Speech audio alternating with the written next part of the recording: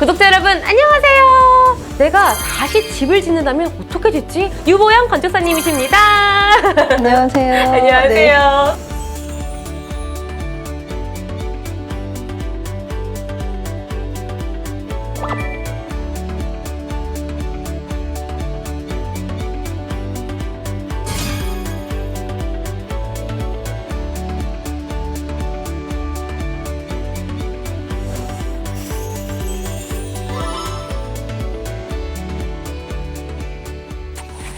근데 이제 건축사님이시잖아요. 제가 궁금한 게 이제 또 건축주가 집을 의뢰할 때, 처음에 의뢰할 때 어떤 식으로 집을 지어야 할지 그 접근이 어렵더라고요. 그 방법 좀 알려주세요. 내 집을 갖고 싶다라고 생각하시는 분들은 이제 제일 처음에 만나시는 분들이 건축사. 네, 건축사를 찾아서 만나시면 되는 거고요. 자기 관심 분야에 따라서 이게 어느 정도 특성이 정해져요. 그러니까 병원 설계를 많이 하시는 분, 그다음에 뭐 관공서를 많이 하시는 분, 그다음에 뭐 아파트 설계를 잘 하시는 분. 근데 이제 주택에 대해서 이렇게 관심 있고 그거를 많이 하시는 분들이 계세요. 그래서 주택 설계를 주로 하시는 분들을 찾아서 만나시면 될 것 같아요. 건축사님을 만나고 사실 이제 뭐 땅 같은 것도 구매를 해야 집을 지을 수가 있는 거잖아요. 그럼 그 땅을 고르는 방법, 요령 이런 게 있을까요? 부지를 잘못 사시면 이게 집을 잘 짓기가 어려운 땅이 있어요. 어떤 땅이 그래요? 이제 제일 중요한 거는 집을 지을 수 있는 땅인지 아닌지 여부를 검토를 하시는 것. 법적인 검토. 그래서 예를 들면 뭐 도로가 접해져 있는 땅인지, 그 다음에 그 지목이 대지이거나 대지로 전환이 가능한 땅인지, 뭐 이런 거 법적 검토 살펴보시고, 그 부분은 이제 뭐 그 부동산이나 아니면 뭐 건축사를 만나셔도 되고, 집을 짓는 비용보다 부수적으로 들어가는 비용이 많을 수 있는 땅이 있어요. 땅을 더 메운다거나. 그렇죠. 네. 그러니까는 토목공사를 더 많이 해야 되는 땅은 네네. 주택 공사하는 비용보다 오히려 토목공사비가 많아질 수 있으니까 이제 그렇게 되면 배보다 배꼽이 더 네. 커지는 거죠. 그래서 택지로서 적절한 땅이면 이제 그 집안이 조금 잘 단단한 집안이어야 되고, 그리고 이제 기반 시설이 되어 있는지, 예를 들면 그 수도라든지 그다음에 전기 뭐 이런 것들이 기본적으로 갖춰져 있는 땅을 찾아야겠죠. 네.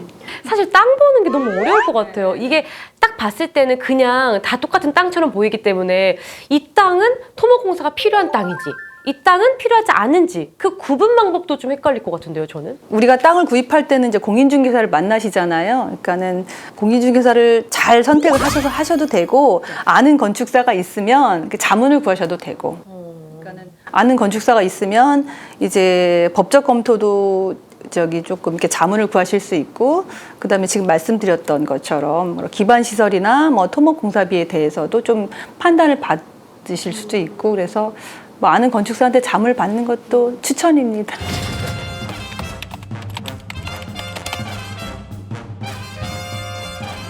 어떻게 보면 건축사님이시지만 또 건축주의 입장도 있으셨잖아요. 집을 지으셨으니까. 이제 그런 뭐 시공업체들 혹은 건축사와의 그런 관계에서 좀 트러블이 사실 없진 않을 것 같아요. 우선은 기싸움을 하는 거 안 하는 게 좋은 것 같고요. 네. 건축사와 그다음 시공자와 그다음에 건축주가 서로 신뢰관계를 이루는 게 제일 중요한 것 같아요. 그 설계 기간과 그다음에 시공자 선정하는 기간, 그다음에 공사 기간까지 총 1년 정도의 장기 레이스를 가는 건데, 그걸 손잡고 가지 않으면 현장에서 트러블이 생겼을 경우엔 서로 손해를 보는 거예요. 건축사를 만날 때 나는 요러요러한 집이 좋아요 라고 어떤 그림을 그려가시는 것보다는 그 디자인을 할 수 있는, 설계를 할 수 있는 것들을 소스를 가지고 가시는 게 좋아요. 그리고 가장 최적의 안을 그 집에 들어갈 집주인을 생각하면서 이제 만들어 드리는 어떤 그런 과정인데, 어떤 요구사항이 너무 직접적으로 원했을 때는 어떤 그런 창의적인 것들을 오히려 감시할 수가 있으니까 컨셉을 정해서 가시는 게 훨씬 좋은 것 같아요. 근데 어느 정도 컨셉을 딱 이렇게 말하면 서로 좀 교류하면서 네, 맞아요. 네. 그러니까 아이디어를 계속 공유를 맞아요. 해야 되는 네, 그 네. 과정을 거쳐야 되는 네. 거죠. 제가 봤을 때는 유보영 건축사님과 하면은 웃으면서 할 수 있을 것 같아요. 너무 말씀을 이렇게 생긋생긋 웃으면서 이분하고 네. 싸우지 않겠다 이러는데. 저도 많이 싸운답니다. 정말 싸웠다 이런 하나만 얘기해 주시면 안 돼요?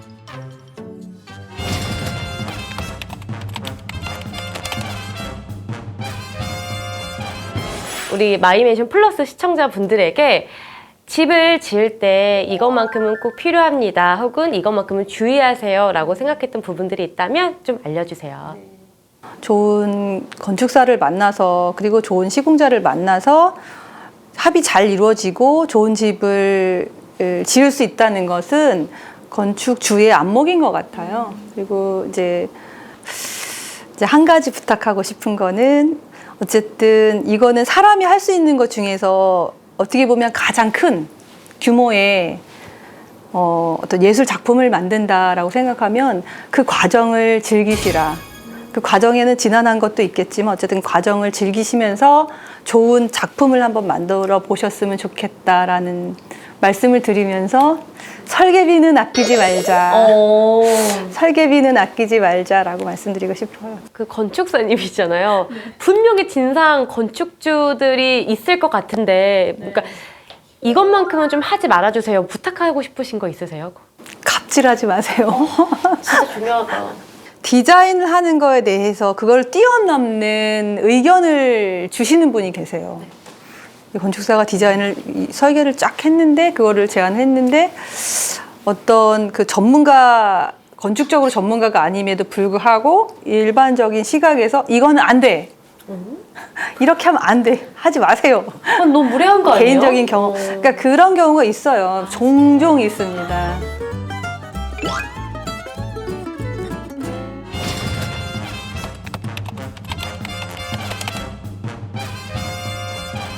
그럼 또 이제 나 혼자서 다 집을 지어볼 거다 이렇게 포부를 가지신 분들도 계시더라고요. 이제 건축사 없이 가능한가요? 가능은 하죠.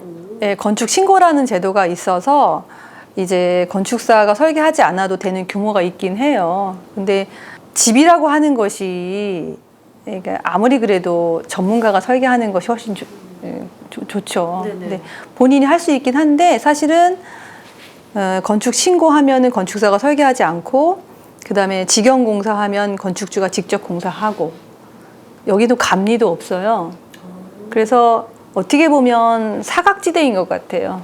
허가받은 건에 대해서는 감리를 반드시 해야 되거든요. 그러니까 건축 허가받은 건에 대해서는. 그래서 이제 설계하시는 건축사가 계시고 그다음에 그걸 감리하는 감리 건축사가 계시고 예. 그리고 준공 날 때는 또 건축사가 한 분 더 오십니다. 현장을 검사하시러. 네, 3분의 건축사가 필요하죠. 이게 지금 대한민국의 제도라고 볼 수가 있어요. 네, 오늘 유보영 건축사님과 함께 정말 다양한 정보들에 대해서 알아봤는데요. 집사내가 정리해드릴게요. 첫 번째로는 설계는 건축사님께 우리는 복잡한 설계하지 말고 우리의 로망을 담아서 1번부터 10번까지 뭐 그냥 막 적어 나가 보시는 거예요. 뭐 예를 들면 나는 쫙 강가 앞에서 커피 마시고 싶어요. 뭐 이런 로망들 있잖아요.